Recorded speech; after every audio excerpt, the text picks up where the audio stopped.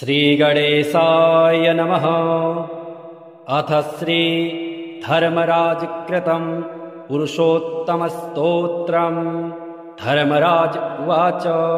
नमस्ते भगवन् देव लोकनाथ जगदपते, क्षीरोदवासिनं देवं शेषभोगानुशायिनं, वरं वरेण्यं वरदं कर्तारं कृतं प्रभुं, विश्वेश्वरमजं विष्णुं सर्वज्ञमपराजितं, नीलोत्पलदलश्यामं पुण्डरीकनिभीक्षणं, सर्वज्ञं निर्गुणं शान्तं जगद्दातारमव्ययं, सर्वलोकविधातारं सर्वलोकसुखावहं, पुराणं पुरुषं वेद्यं व्यक्ताव्यक्तं सनातनं, परावराणां स्रष्टारं लोकनाथं जगद्गुरुं, श्रीवत्सोरस्कसंयुक्तं वनमाला विभूषितं, पीतवस्त्रं चतुर्बाहुं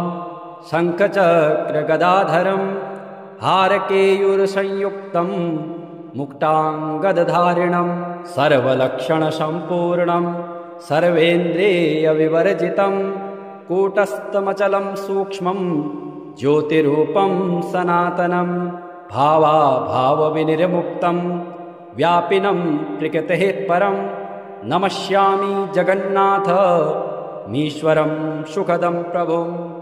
ॐ विष्णवे नमः। ॐ लक्ष्मीपतये नमः। ॐ कृष्णाय नमः। ॐ वैकुण्ठाय नमः। ॐ गरुडध्वजाय नमः।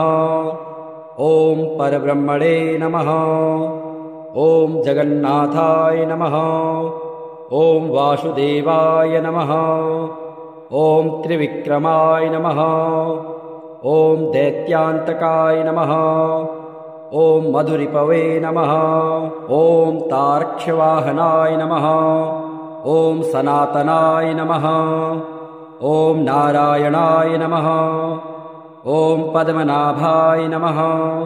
ॐ हृषीकेशाय नमः। ॐ सुधाप्रदाय नमः। ॐ माधवाय नमः। ॐ पुण्डरीकाक्षाय नमः। ॐ स्थितिकर्ते नमः। ॐ परात्पराय नमः। ॐ वनमालिने नमः। ॐ यज्ञरूपाय नमः। ॐ चक्रपाणये नमः। ॐ गदाधराय नमः। ॐ उपेन्द्राय नमः। ॐ केशवाय नमः। ॐ हंसाय नमः। ॐ समुद्रमन्थनाय नमः। ॐ हरये नमः। ॐ गोविन्दाय नमः। ॐ ब्रह्मजनकाय नमः। ॐ कैटभासुरमर्दनाय नमः। ॐ श्रीधराय नमः। ॐ कामजनकाय नमः। ॐ शेषशायिने नमः। ॐ चतुर्भुजाय नमः। ॐ पाञ्चजन्यधराय नमः। ॐ श्रीमते नमः। ॐ सारङ्गपाणये नमः। ॐ जनार्दनाय नमः। ॐ पीताम्बरधराय नमः। ॐ देवाय नमः। ॐ सूर्यचन्द्रविलोचनाय नमः। ॐ मत्स्यरूपाय नमः। ॐ कूर्मतनवे नमः। ॐ क्रोडरूपाय नमः। ॐ निकेसरिणे नमः। ॐ वामनाय नमः। ॐ भार्गवाय नमः। ॐ रामाय नमः। ॐ बलिने नमः। ॐ कल्किने नमः। ॐ हयाननाय नमः। ॐ विश्वम्भराय नमः। ॐ शिशुमाराय नमः। ॐ श्रीकराय नमः। ॐ कपिलाय नमः। ॐ ध्रुवाय नमः। ॐ दत्तात्रेयाय नमः। ॐ अच्युताय नमः। ॐ अनन्ताय नमः। ॐ मुकुन्दाय नमः। ॐ दधिवामनाय नमः। ॐ धन्वन्तरये नमः। ॐ श्रीनिवासाय नमः। ॐ प्रद्युम्नाय नमः। ॐ पुरुषोत्तमाय नमः। ॐ श्रीवत्सकौस्तुभधराय नमः। ॐ मुरारातये नमः। ॐ अधोक्षजाय नमः। ॐ ऋषभाय नमः। ॐ मोहिनीरूपधारिणे नमः। ॐ सङ्कर्षणाय नमः। ॐ पृथवे नमः। ॐ क्षीराब्धिसायिने नमः। ॐ भूतात्मने नमः। ॐ अनिरुद्धाय नमः। ॐ भक्तवत्सलाय नमः। ॐ नराय नमः। ॐ गजेन्द्रवरदाय नमः। ॐ त्रिधाम्ने नमः। ॐ भूतभावनाय नमः।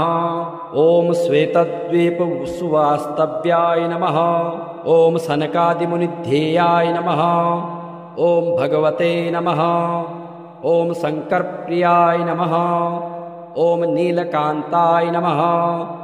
ॐ धराकान्ताय नमः। ॐ वेदात्मने नमः। ॐ बादरायणाय नमः। ॐ भागीरथी जन्मभूमिपादपद्माय नमः। ॐ सतां प्रभवे नमः। ॐ स्वयंभुवे नमः। ॐ विभवे नमः। ॐ घनश्यामाय नमः। ॐ जगत्कारणाय नमः। ॐ अव्ययाय नमः। ॐ बुद्धावताराय नमः। ॐ शान्तात्मने नमः। ॐ लीलामानुषविग्रहाय नमः। ॐ दामोदराय नमः। ॐ विराण्डूपाय नमः। ॐ भूतभव्यभवत्प्रभवे नमः। ॐ आदिदेवाय नमः। ॐ देवदेवाय नमः। ॐ प्रह्लादपरिपालकाय नमः। ॐ श्रीमहाविष्णवे नमः।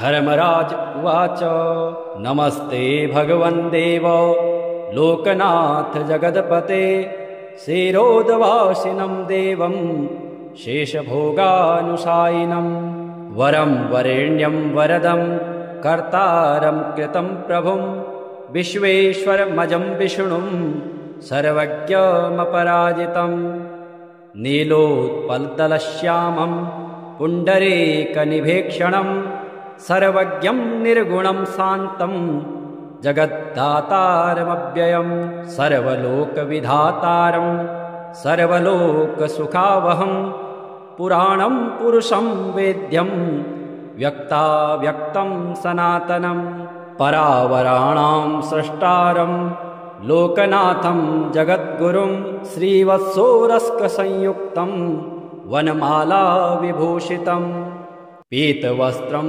चतुर्बाहुं शङ्खचक्रगदाधरं हारकेयूरसंयुक्तं मुक्ताङ्गदधारिणं सर्वलक्षणसम्पूर्णं सर्वेन्द्रियविवर्जितं कूटस्थमचलं सूक्ष्मं ज्योतिरूपं सनातनं भावाभावविनिर्मुक्तं व्यापिनं प्रकृतेः परं नमस्यामि जगन्नाथ मीश्वरं सुखदं प्रभुम्।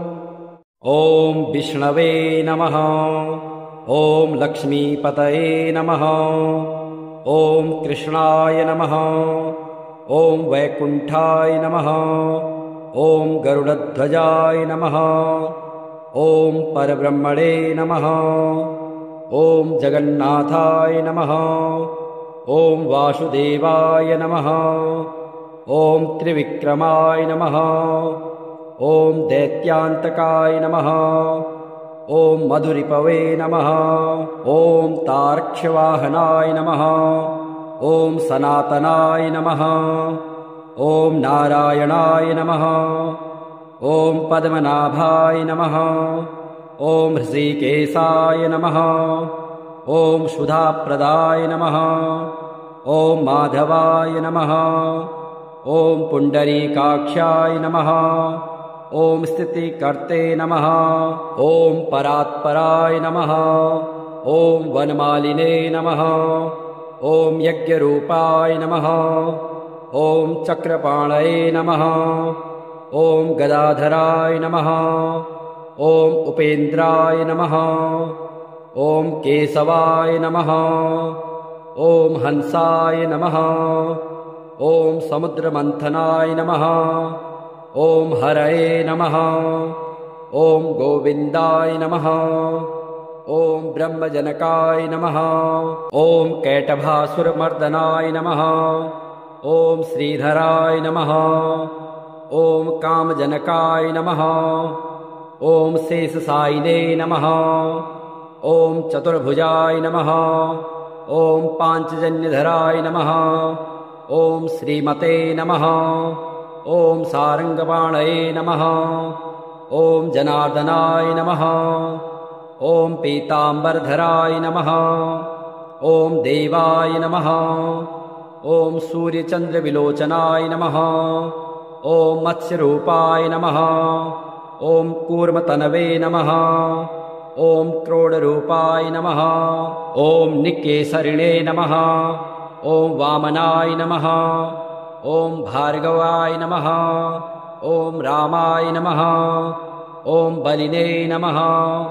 ॐ कल्किने नमः। ॐ हयाननाय नमः। ॐ विश्वम्भराय नमः। ॐ शिशुमाराय नमः। ॐ श्रीकराय नमः। ॐ कपिलाय नमः। ॐ ध्रुवाय नमः।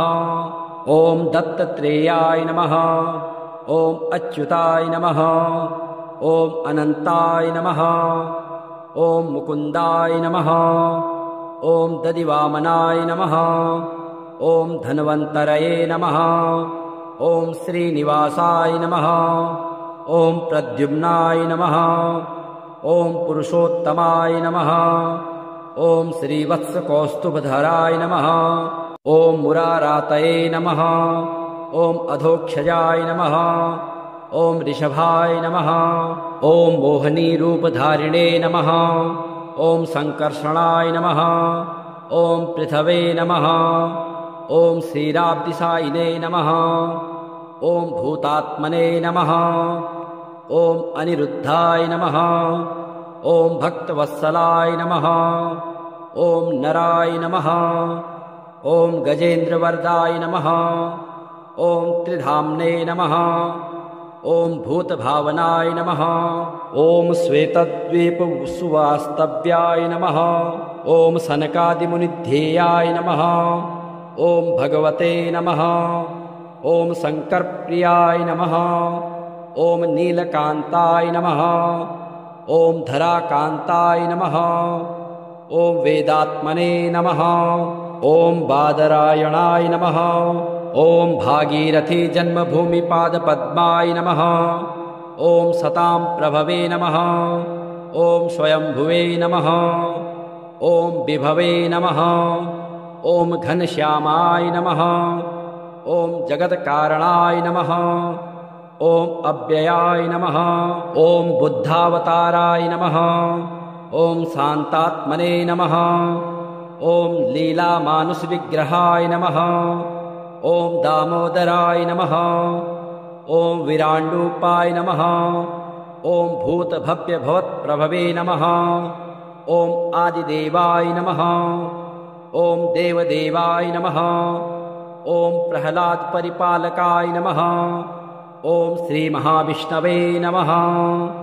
धर्मराज उवाच नमस्ते भगवन् देव लोकनाथ जगदपते क्षीरोदवासिनं देवं शेषभोगानुशायिनं वरं वरेण्यं वरदं कर्तारं कृतं प्रभुं विश्वेश्वरमजं विष्णुं सर्वज्ञमपराजितं नीलोत्पलदलश्यामं पुण्डरीकनिभीक्षणं सर्वज्ञं निर्गुणं शान्तं जगद्दातारमव्ययं सर्वलोकविधातारं सर्वलोकसुखावहं पुराणं पुरुषं वेद्यं व्यक्ताव्यक्तं सनातनं परावराणां स्रष्टारं लोकनाथं जगद्गुरुं श्रीवत्सोरस्कसंयुक्तं वनमाला विभूषितं पीतवस्त्रं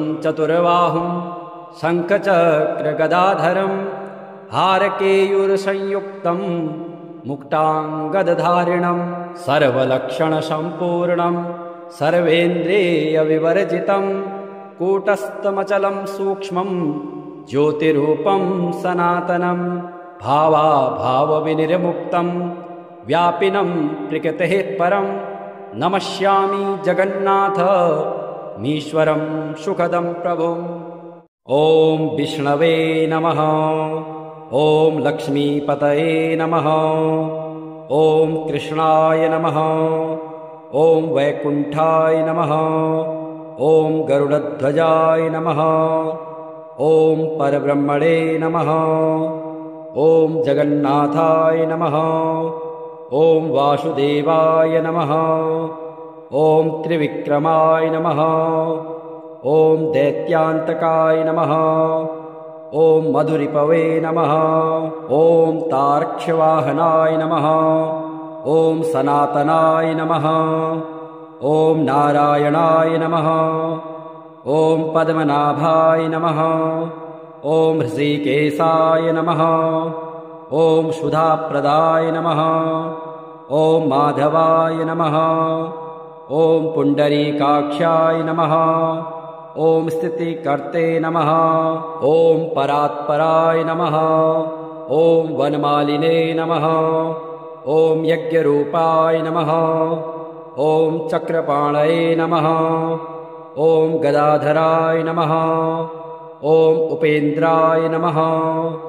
ॐ केशवाय नमः। ॐ हंसाय नमः। ॐ समुद्रमन्थनाय नमः। ॐ हरये नमः। ॐ गोविन्दाय नमः। ॐ ब्रह्मजनकाय नमः। ॐ कैटभासुरमर्दनाय नमः। ॐ श्रीधराय नमः। ॐ कामजनकाय नमः। ॐ शेषशायिने नमः। ॐ चतुर्भुजाय नमः। ॐ पाञ्चजन्यधराय नमः। ॐ श्रीमते नमः। ॐ सारङ्गपाणये नमः। ॐ जनार्दनाय नमः। ॐ पीताम्बरधराय नमः। ॐ देवाय नमः। ॐ सूर्यचन्द्रविलोचनाय नमः। ॐ मत्स्यरूपाय नमः। ॐ कूर्मतनवे नमः। ॐ क्रोडरूपाय नमः। ॐ निकेसरिणे नमः। ॐ वामनाय नमः। ॐ भार्गवाय नमः। ॐ रामाय नमः। ॐ बलिने नमः। ॐ कल्किने नमः। ॐ हयाननाय नमः। ॐ विश्वम्भराय नमः। ॐ शिशुमाराय नमः। ॐ श्रीकराय नमः। ॐ कपिलाय नमः। ॐ ध्रुवाय नमः। ॐ दत्तात्रेयाय नमः। ॐ अच्युताय नमः। ॐ अनन्ताय नमः। ॐ मुकुन्दाय नमः।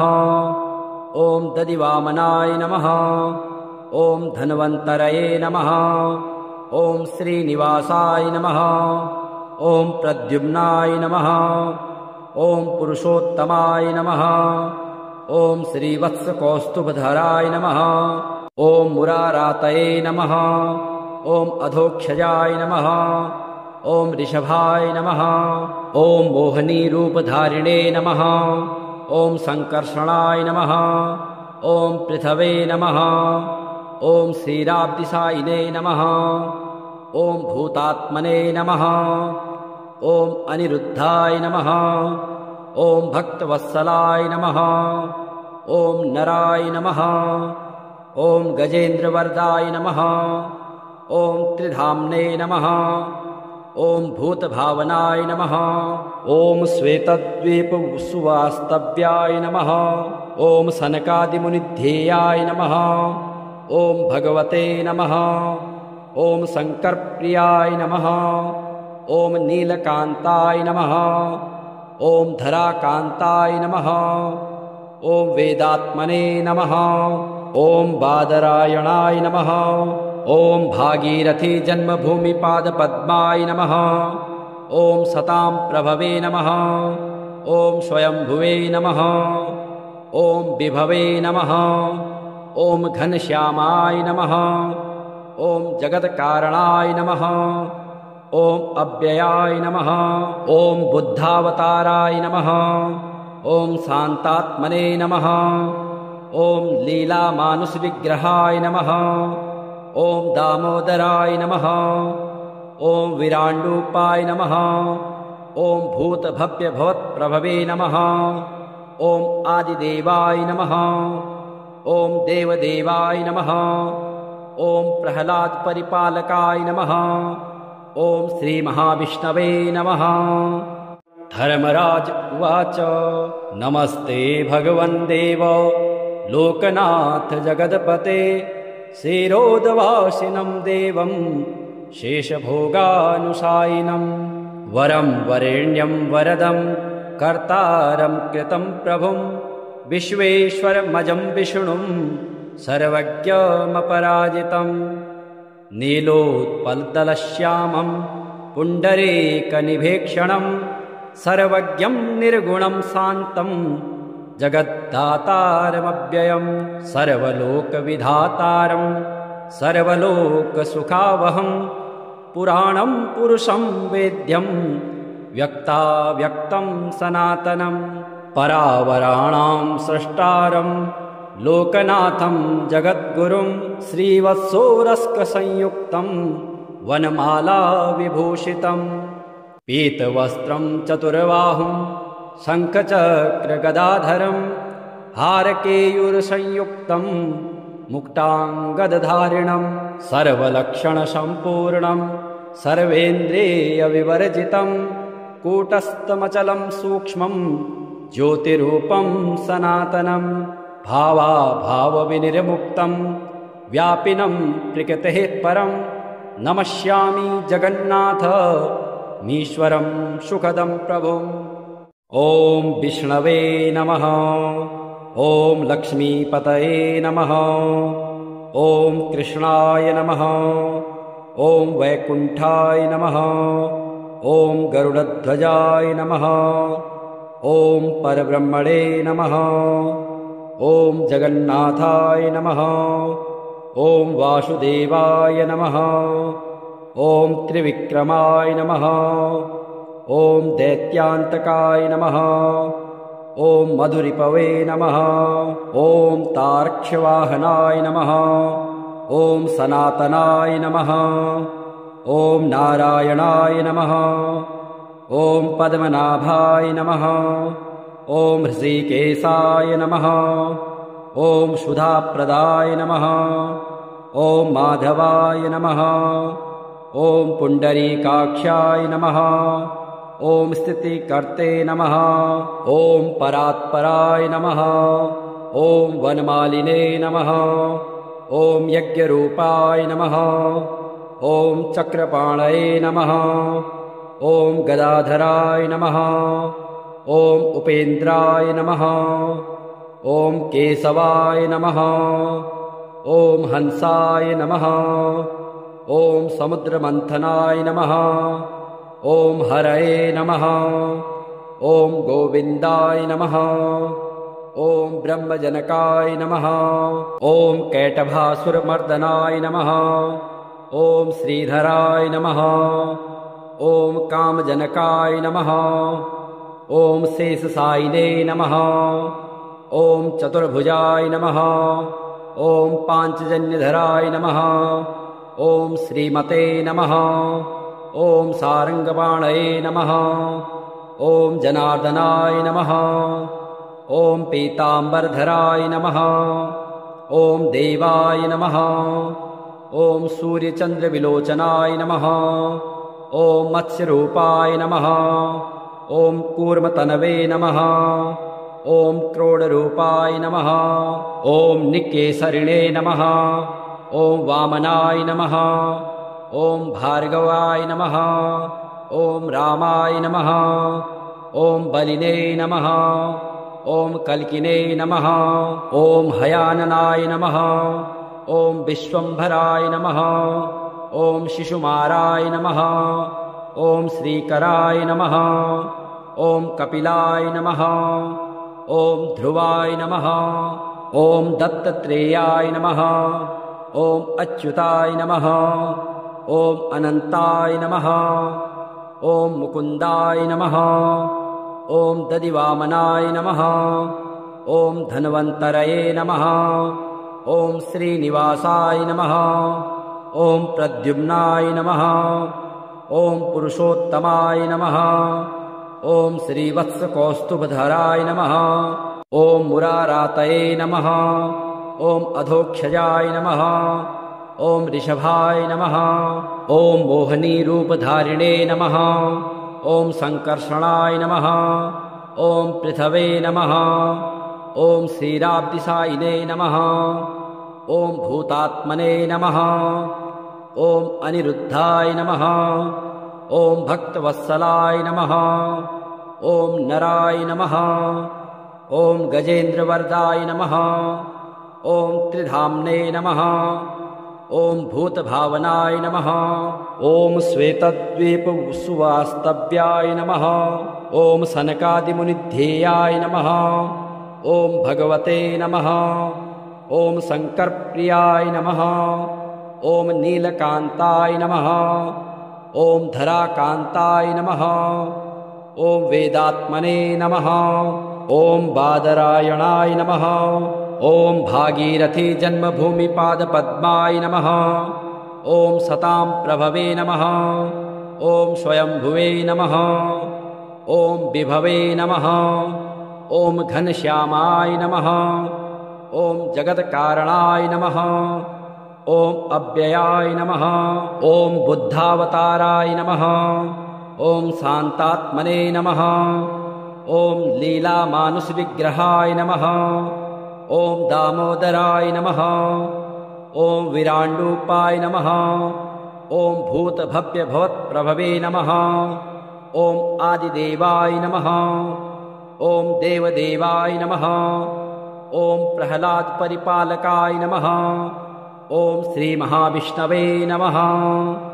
धर्मराज उवाच नमस्ते भगवन् देव लोकनाथ जगदपते क्षीरोदवासिनं देवं शेषभोगानुशायिनं वरं वरेण्यं वरदं कर्तारं कृतं प्रभुं विश्वेश्वरमजं विष्णुं सर्वज्ञमपराजितं नीलोत्पलदलश्यामं पुण्डरीकनिभीक्षणं सर्वज्ञं निर्गुणं शान्तं जगद्दातारमव्ययं सर्वलोकविधातारं सर्वलोकसुखावहं पुराणं पुरुषं वेद्यं व्यक्ताव्यक्तं सनातनं परावराणां स्रष्टारं लोकनाथं जगद्गुरुं श्रीवत्सोरस्कसंयुक्तं वनमाला विभूषितं पीतवस्त्रं चतुर्बाहुं शङ्खचक्रगदाधरं हारकेयूरसंयुक्तं मुक्ताङ्गदधारिणं सर्वलक्षणसम्पूर्णं सर्वेन्द्रियविवर्जितं कूटस्थमचलं सूक्ष्मं ज्योतिरूपं सनातनं भावाभावविनिर्मुक्तं व्यापिनं प्रकृतेः परं नमस्यामि जगन्नाथ मीश्वरं सुखदं प्रभुम्। ॐ विष्णवे नमः। ॐ लक्ष्मीपतये नमः।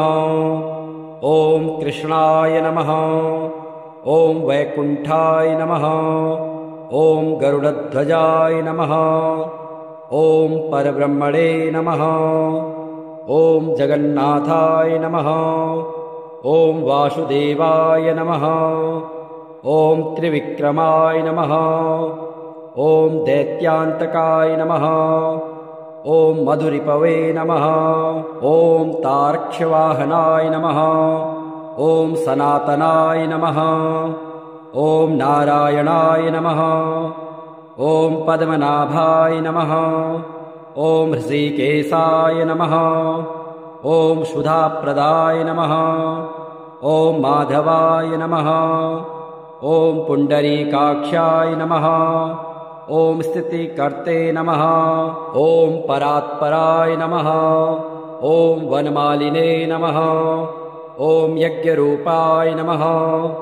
ॐ चक्रपाणये नमः। ॐ गदाधराय नमः। ॐ उपेन्द्राय नमः। ॐ केशवाय नमः। ॐ हंसाय नमः। ॐ समुद्रमन्थनाय नमः। ॐ हरये नमः। ॐ गोविन्दाय नमः। ॐ ब्रह्मजनकाय नमः। ॐ कैटभासुरमर्दनाय नमः। ॐ श्रीधराय नमः। ॐ कामजनकाय नमः। ॐ शेषशायिने नमः। ॐ चतुर्भुजाय नमः। ॐ पाञ्चजन्यधराय नमः। ॐ श्रीमते नमः। ॐ सारङ्गपाणये नमः। ॐ जनार्दनाय नमः। ॐ पीताम्बरधराय नमः। ॐ देवाय नमः। ॐ सूर्यचन्द्रविलोचनाय नमः। ॐ मत्स्यरूपाय नमः। ॐ कूर्मतनवे नमः। ॐ क्रोडरूपाय नमः। ॐ निकेसरिणे नमः। ॐ वामनाय नमः। ॐ भार्गवाय नमः। ॐ रामाय नमः। ॐ बलिने नमः। ॐ कल्किने नमः। ॐ हयाननाय नमः। ॐ विश्वम्भराय नमः। ॐ शिशुमाराय नमः। ॐ श्रीकराय नमः। ॐ कपिलाय नमः। ॐ ध्रुवाय नमः। ॐ दत्तात्रेयाय नमः। ॐ अच्युताय नमः। ॐ अनन्ताय नमः। ॐ मुकुन्दाय नमः। ॐ दधिवामनाय नमः। ॐ धन्वन्तरये नमः। ॐ श्रीनिवासाय नमः। ॐ प्रद्युम्नाय नमः। ॐ पुरुषोत्तमाय नमः। ॐ श्रीवत्सकौस्तुभधराय नमः। ॐ मुरारातये नमः। ॐ अधोक्षजाय नमः। ॐ ऋषभाय नमः। ॐ मोहिनीरूपधारिणे नमः। ॐ सङ्कर्षणाय नमः। ॐ पृथवे नमः। ॐ श्रीराब्दिसायिने नमः। ॐ भूतात्मने नमः। ॐ अनिरुद्धाय नमः। ॐ भक्तवत्सलाय नमः। ॐ नराय नमः। ॐ गजेन्द्रवरदाय नमः। ॐ त्रिधाम्ने नमः। ॐ भूतभावनाय नमः। ॐ श्वेतद्वीपसुवास्तव्याय नमः। ॐ सनकादिमुनिध्येयाय नमः। ॐ भगवते नमः। ॐ शङ्करप्रियाय नमः। ॐ नीलकान्ताय नमः। ॐ धराकान्ताय नमः। ॐ वेदात्मने नमः। ॐ बादरायणाय नमः। ॐ भागीरथी जन्मभूमिपादपद्माय नमः। ॐ सतां प्रभवे नमः। ॐ स्वयंभुवे नमः। ॐ विभवे नमः। ॐ घनश्यामाय नमः। ॐ जगत्कारणाय नमः। ॐ अव्ययाय नमः। ॐ बुद्धावताराय नमः। ॐ शान्तात्मने नमः। ॐ लीलामानुषविग्रहाय नमः। ॐ दामोदराय नमः। ॐ विराण्डूपाय नमः। ॐ भूतभव्यभवत्प्रभवे नमः। ॐ आदिदेवाय नमः। ॐ देवदेवाय नमः। ॐ प्रह्लादपरिपालकाय नमः। ॐ श्रीमहाविष्णवे नमः।